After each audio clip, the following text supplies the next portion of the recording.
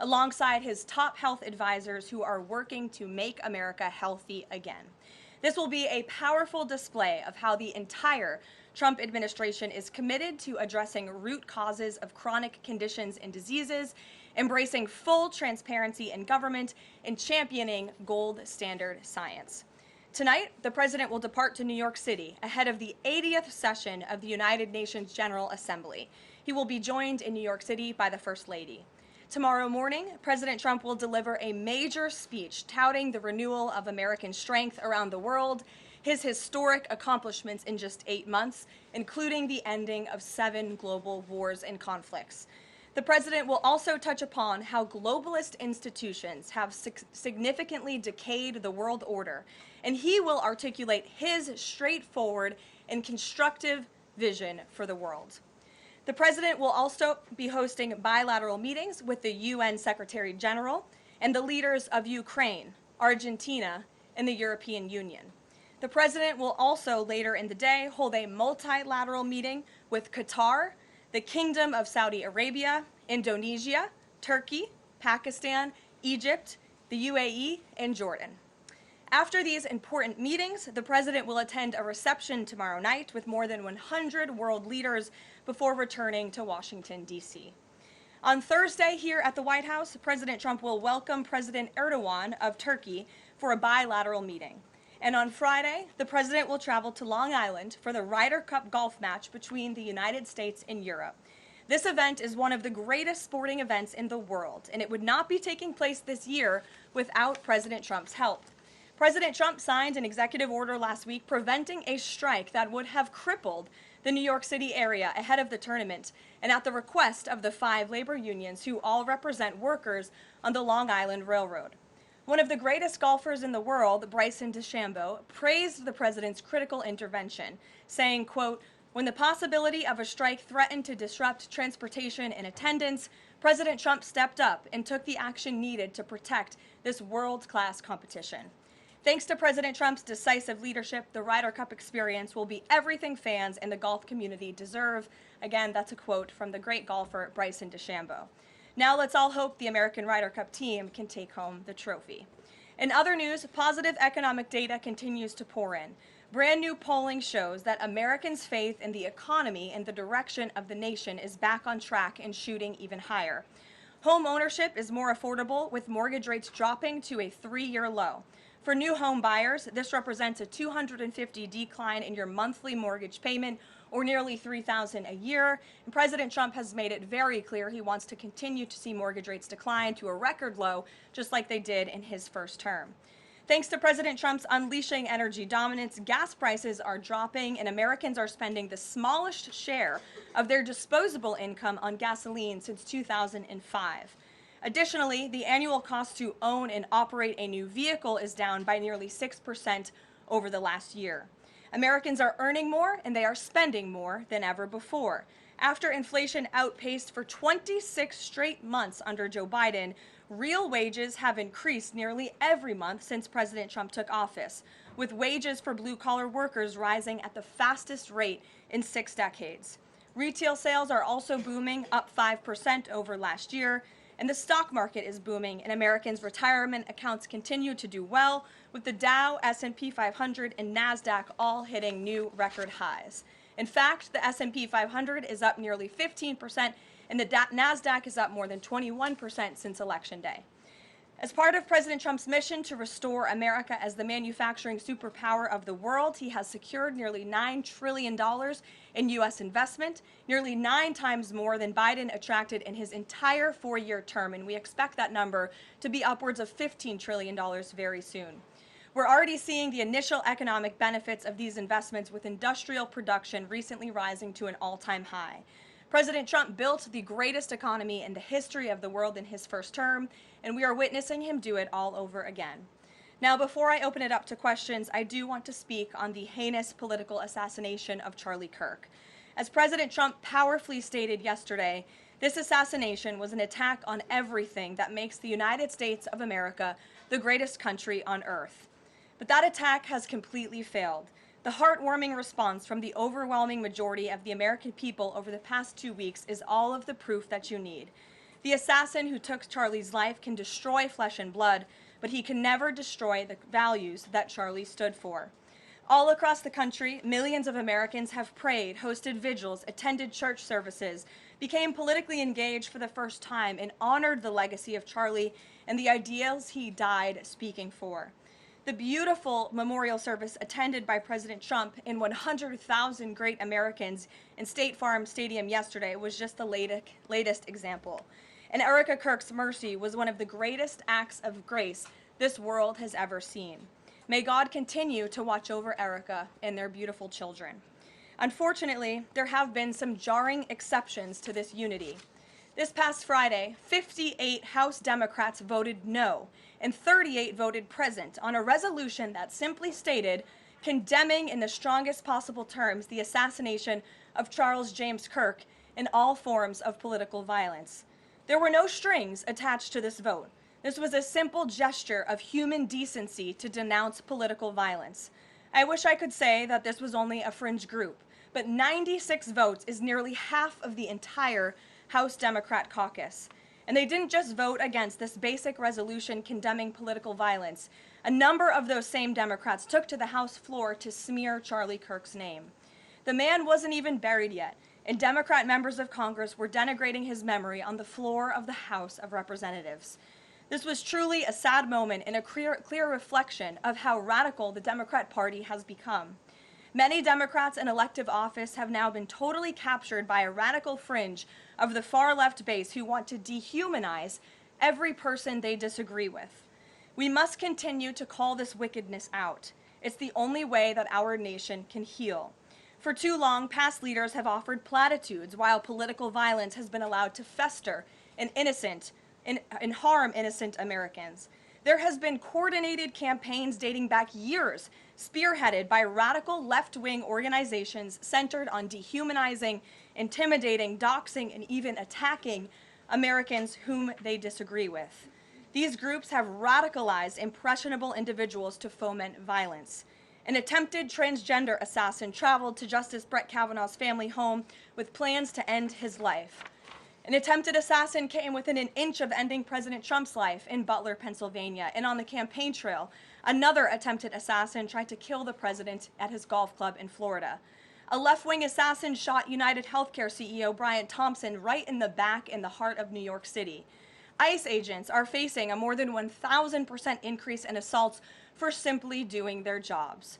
Violent radical left-wing mobs engaged in illegal behavior, targeted Jewish Americans, and shut down America's college campuses under the previous administration.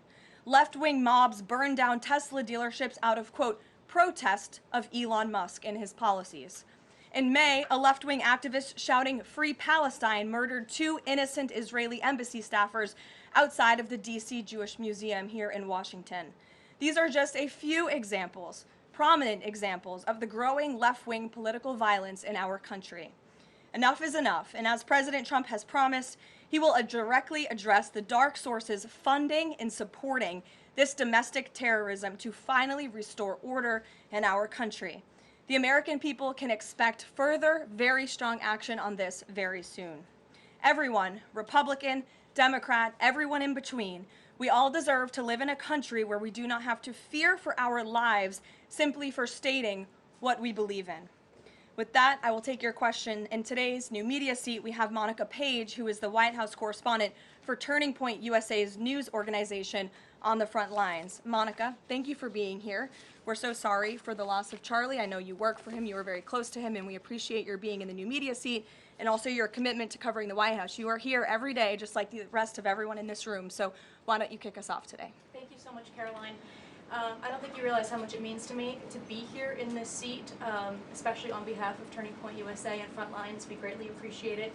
We also greatly appreciate the outpouring of support and just really kind words that we heard yesterday at the memorial service. That means more to us than I don't think anybody ever knows. And even the global support that we're seeing for Charlie has been overwhelming, and it doesn't go unnoticed. So thank you so much. I have 3 questions, if I may, on the horrific murder of Charlie Kirk.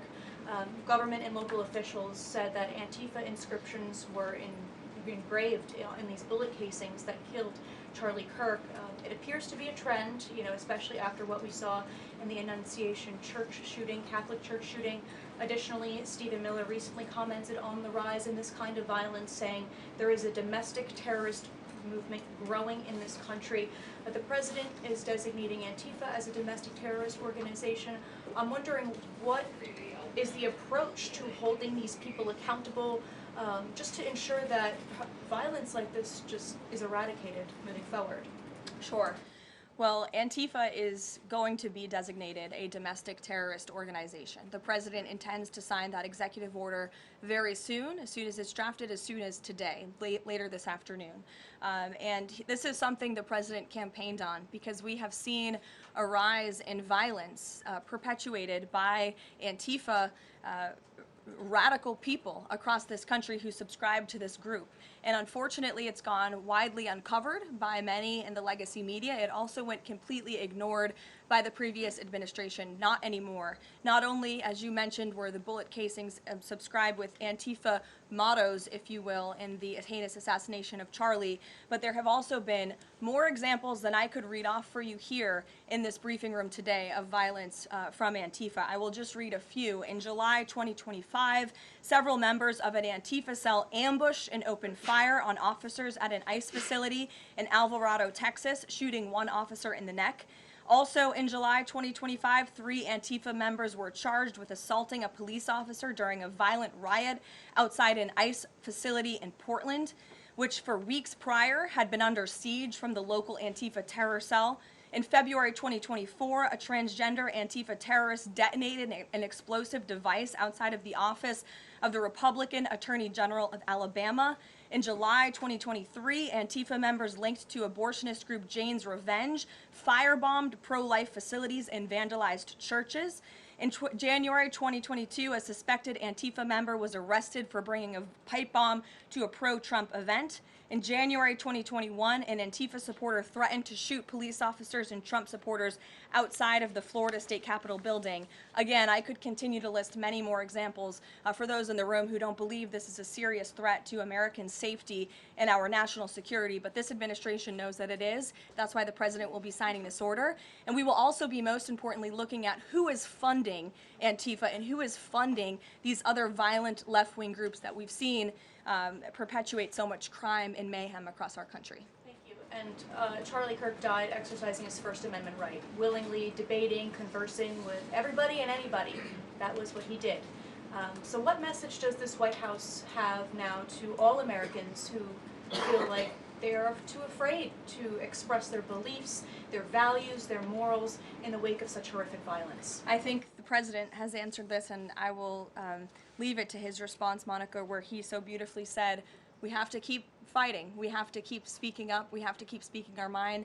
I know that's what Charlie would want us to do, and we have a right to free speech in this country. The president supports it. It is protected by our beautiful Constitution, and Americans should not cower in fear. They should rise up in courage to continue speaking the truth. And to end on a lighter note, Caroline, sure. I'd love to know what your favorite memory of Charlie is. Sure.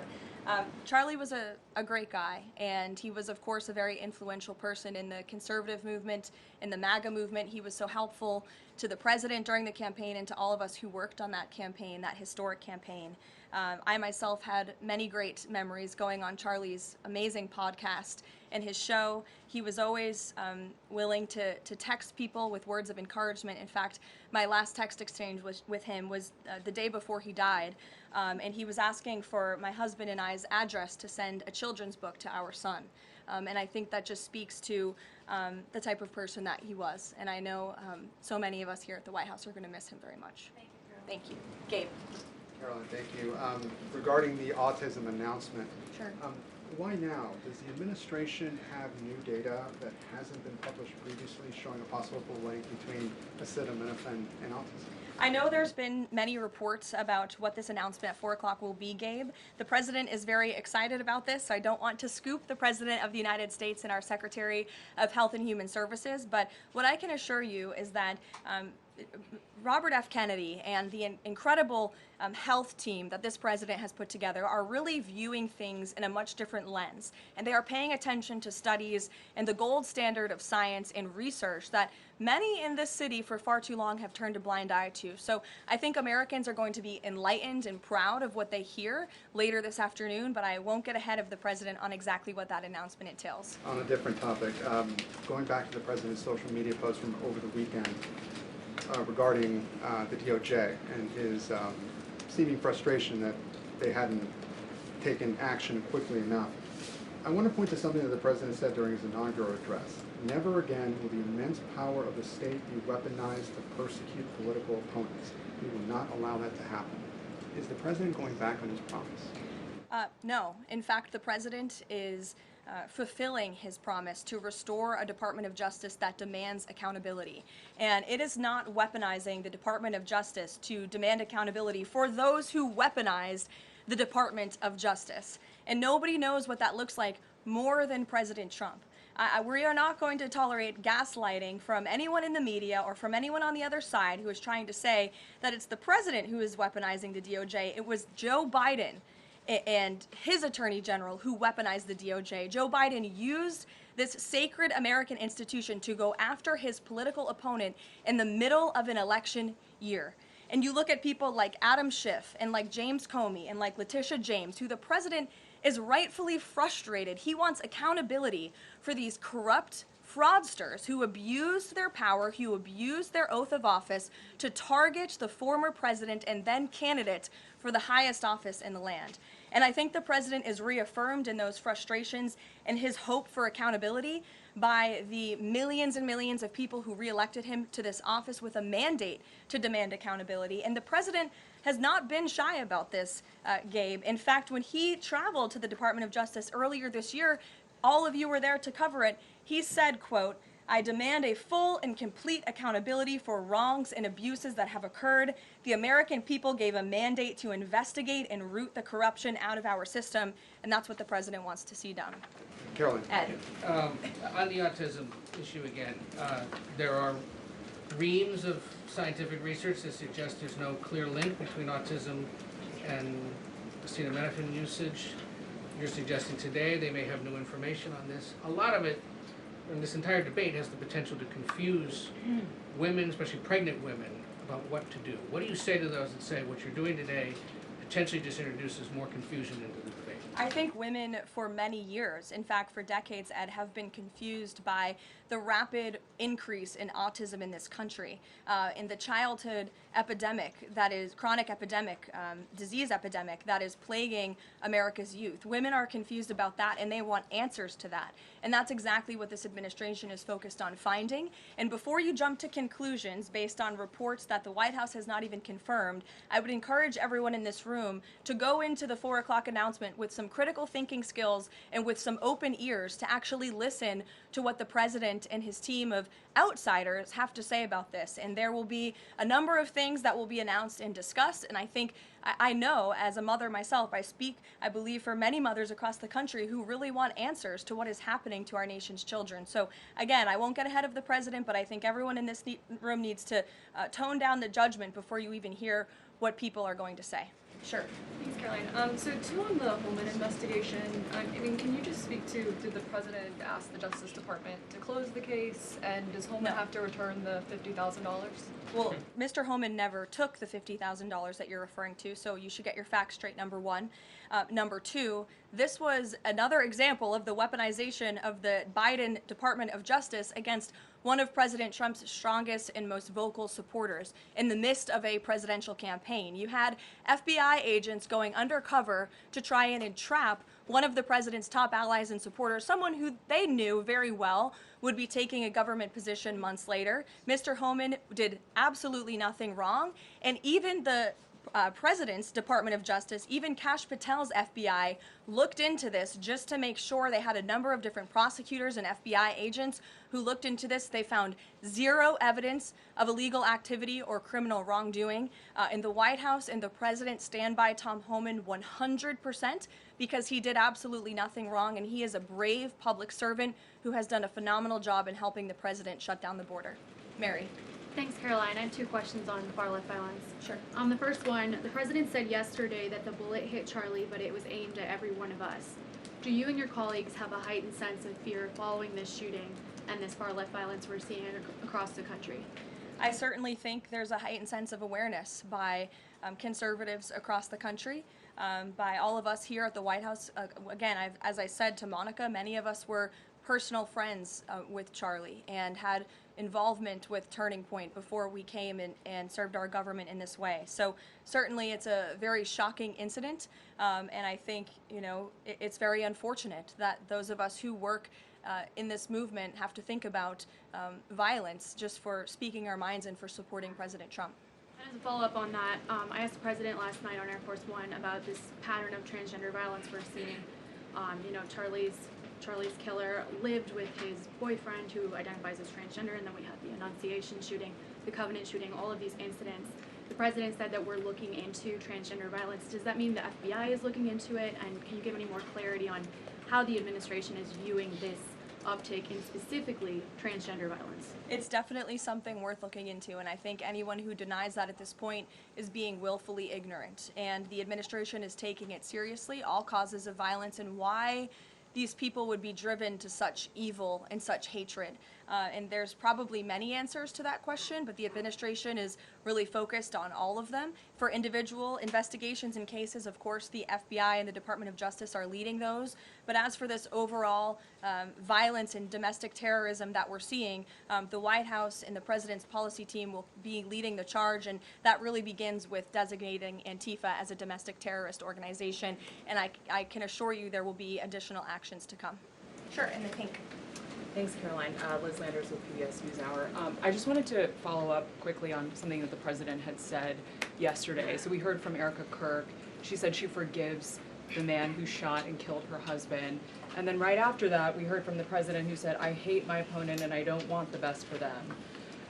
How does that square with bringing down the temperature of political violence in this country? And then, if I could, I had a follow-up on Venezuela, too. Look, the president is authentically himself. I think that's why millions of Americans across the country love him and support him, including Erica Kirk, who you saw so beautifully was on stage with the president in an unthinkable moment, in the midst of an unthinkable tragedy, and was leaning on the president for support during that time. And he was there to give it to her, as well as the vice president and many other top-ranking cabinet officials. Kayla. Thanks, Caroline. On TikTok, the deal.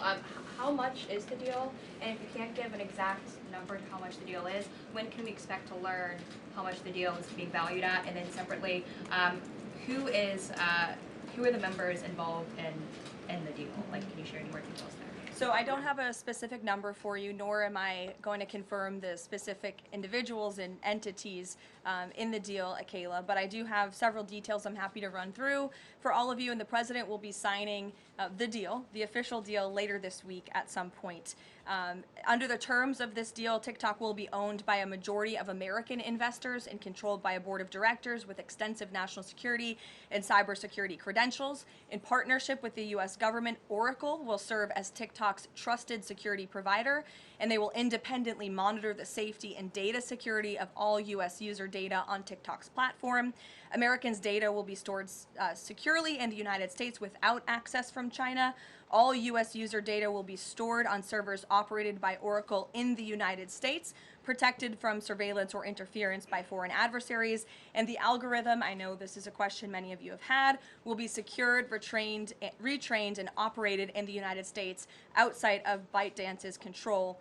And TikTok will remain globally interoperable, meaning TikTok users in the U.S. will be able to see videos posted by users in other countries and vice versa. While I don't have a number on the specific deal, we do expect that thanks to the president's leadership and the securement of this historic deal, businesses using TikTok will generate as much as $178 billion in economic activity within the U.S. over the next 4 years. So this is great news, not just for the millions of American youth who use TikTok. Their data will be safe and secure with this new deal. They'll continue to use this very fun app. But it's also great news for all of the small business owners who have really been able to make a living off of the use of TikTok as well. And if I could just get one more as it relates to China, on crop prices with farmers,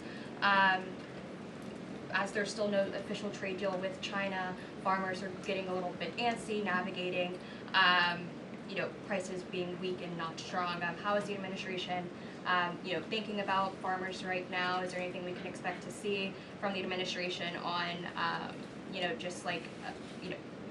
sort of bailing farmers out should prices continue to not work in their favor? Well, the administration is completely understands the anxiety of farmers. We're very much aware of this issue. It has been a part of our discussions, the trade team's discussions with their Chinese counterparts. As for any specific actions, I don't have any news on that for you today, but I can fully assure you the entire National Economic Council in this building, as well as our Secretary of Agriculture, Brooke Rollins, have been talking with the trade team about this. There's been many meetings on this, and they are on the ball, but I don't have anything specific for you today. Sure, Selena. Thanks, Caroline. But the case against Leticia James was extensively investigated for 5 months, and President Trump's handpicked Attorney General Eric Siebert could not find any evidence that he committed a crime. So is the president saying here it doesn't matter if there's a crime, he just wants his political enemies to be charged? Well, let me just walk you through Leticia James. Leticia James completely abused her oath of office. Leticia James was actively and openly engaged in lawfare. You talk about weaponizing the Department of Justice. What was Leticia James's campaign slogan? It was prosecute Donald Trump. She was saying she was going to prosecute Donald Trump before she even knew if Donald Trump committed a crime, which of course we did not. Those are not the words of a serious prosecutor. Those are the words of a corrupt politician who is abusing their power. She actively campaigned on that. She also led the witch hunt, the financial fraud investigation against President Trump and the Trump Organization, in an appeals court tossed that case out, a $500 million civil fraud penalty in August, which was another win for the president, and exonerated him of this witch hunt and showed that this is an individual who is corrupt and abused her oath of office. And we also have evidence of her mortgage fraud. An April report from a white-collar fraud investigator found that there was documented evidence that James engaged in a consistent pattern of financial and property disclosures that raise serious legal questions. But why won't the president accept the conclusions of his Justice Department to not bring charges against Leticia James? In fact, you had Bondi and Blanche top DOJ leadership who were against ousting Eric Siebert, who again was picked by President Trump. I just answered that question for you, and the president has every right to express how he feels about these people who literally campaigned on trying to put him in jail, who literally tried to ruin his life and ruin his businesses, and he wants to see accountability for those who abuse their office and abuse their power. And Leticia James absolutely did that, whether you want to admit it or not. Is that not Jeff. retribution, though? Jeff, it's accountability. Thanks, Jeff. Caroline. 2 foreign policy questions. President Putin has offered President Trump a 1-year extension of the most recent treaty limiting nuclear weapons. Does the White House have a reaction to that? Does the president want to accept that offer? And then one separate issue, just generally, what is the president's response or reaction to the number of countries this week who are planning to or have recognized a Palestinian state? 2 great questions, Jeff. To your first question about Russia, the president is aware of this offer extended by President Putin, and I'll let him comment on it later. I think it sounds pretty good, but he wants to make some comments on that himself, and I will let him do that. As for all of these Western nations that are recognizing a Palestinian state, the president has been very clear. He disagrees with this decision. He spoke about that in the UK, standing right next to his friend, Prime Minister Starmer, and he feels this does not do anything to release the hostages, which is the primary goal right now in Gaza, does nothing to end this conflict and bring this war to a close. And frankly, he believes it's a reward to Hamas. So he believes these decisions are just more talk and not enough action from some of our friends and allies. And I think you'll hear him talk about that tomorrow at the UN. Kristen. Thanks, Caroline. Just going back to this Leticia James story, what does President Trump plan to do if the Attorney General, Pam Bondi, tells him that there is not enough evidence to bring his political opponents' cases or to charge those cases?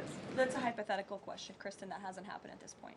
But we did see one U.S. attorney not be able to find enough evidence, and now they no longer have a job. Is that something that you would consider? Look, the president stands with Pam Bondi 100%. He made that clear this weekend. He answered questions from all of you last night on Air Force One. He said the same, and that's how he feels at this moment in time. Just one more thing on the Attorney General with Pam Bondi.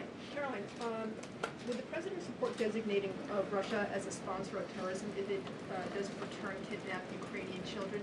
And secondly, We just found out through questioning that Hunter Biden sat in on the discussions of his pardons. What's the White House response to that?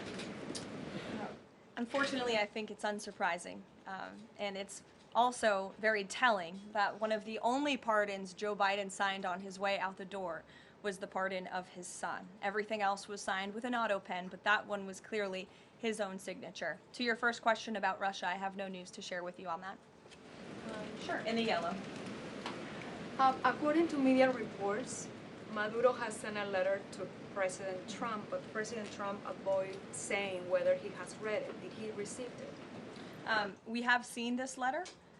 Frankly, I think there were a lot of lies that were repeated by Maduro in that letter, and the administration's position on Venezuela has not changed. We view the Maduro regime as illegitimate, and the president has clearly shown that he's willing to use any and all means necessary to stop the illegal trafficking of deadly drugs from the Venezuelan regime into the United States of America. Context of the letter?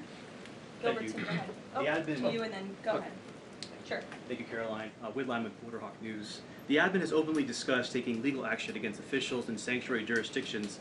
Just this last weekend, we saw Mayor of Evanston, Daniel Bliss, rioting and protesting outside of an ICE facility near Chicago. Are there plans to start arresting sanctuary mayors or governors going forwards? Unless they commit a crime, I don't see them being arrested. But if they are violating federal law, if they are violating state law, then of course they should be arrested by state and local law enforcement. If they're violating federal law, then they can expect the consequences of that behavior. Nick. Thank you, Caroline. Would the president like to see Congress pass a national holiday honoring Charlie Kirk annually?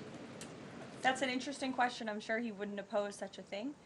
But you can pose that to him yourself next time you get the chance. Sure thing. And to follow up too, I know the president is honoring Charlie with the Presidential Medal of Freedom. Is there anything else that we don't know of in the works to honor Charlie?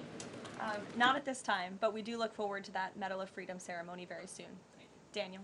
Thanks, Caroline. This past Friday, Adam Schiff, Tim Kaine, they introduced a resolution on Capitol Hill aimed at stopping the successful kinetic strikes against narco-terrorists in the Caribbean Sea. What does a move like this, what type of message does it send to families, specifically families who have suffered at the hands of deadly narco drugs like these?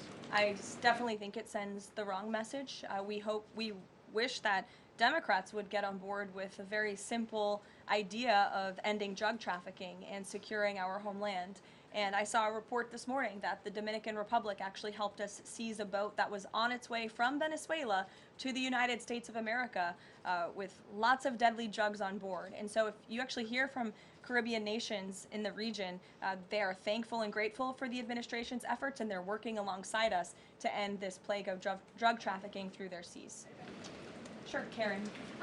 Over the weekend, Democratic leaders Chuck Schumer and Hakeem Jeffries sent a letter to the White House asking for a meeting with the president to talk about government funding. Has the White House responded to that letter, and will the president sit down with them to talk about this, given that deadline is now 8 days away? Discussions are ongoing with both Republican and Democratic members of Capitol Hill.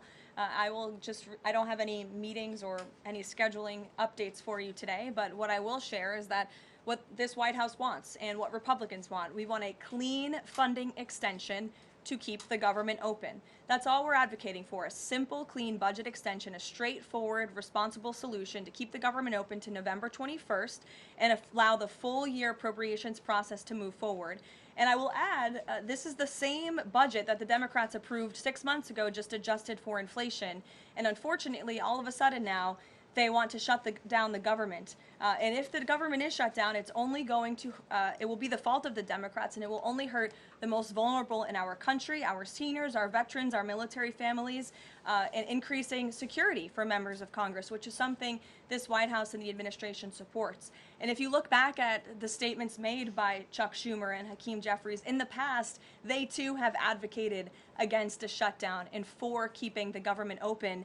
Democrat Chuck Schumer himself said a shutdown would mean chaos and pain and needless heartache for the American people. He said once, avoiding a shutdown is very good news for the country, for our veterans, for parents and children, for farmers, and for small businesses. Hakeem Jeffries also said it's about the harm. Families will be hurt if there is a government shutdown. Farmers will be hurt. Holiday travel will be impacted.